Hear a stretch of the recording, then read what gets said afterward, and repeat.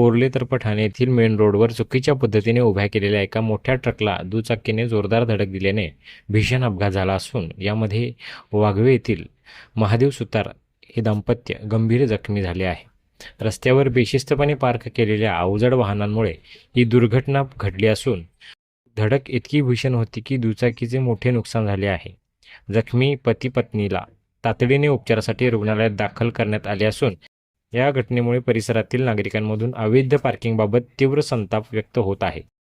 आज कोर्ले मेन रोडवरती या ज्या बेकायदेशीरपणे असं गाड्या पार्क करतात, या गाड्या पार्क करण्यामुळे अतिशय मोठी घटना इथे घडलेली आहे. इथं वाघवे येथील एक इसम जोरदार या गाडीला धडकला आहे. त्याच्या डोक्याला जोरदार इजा झालेली आहे. आता थोड्याच वेळात अँब्युलन्स येत आहे. पण अशा पद्धतीनं ज्या गाड्या उभ्या करतात त्यांच्यावर मोठी कारवाई करायला पाहिजे पोलिसांनी. आणि कुठेतरी ह्या रस्त्यावर वर्दळ वाढल्यामुळं इथं लोकांना फार मोठा धोका आहे आणि प्रशासनानं या ठिकाणी कुठेतरी दखल घ्यावी आणि अशा प्रकारचे हे जे गाडी पार्किंग करतात त्यांच्यावर मोठी कारवाई करावी.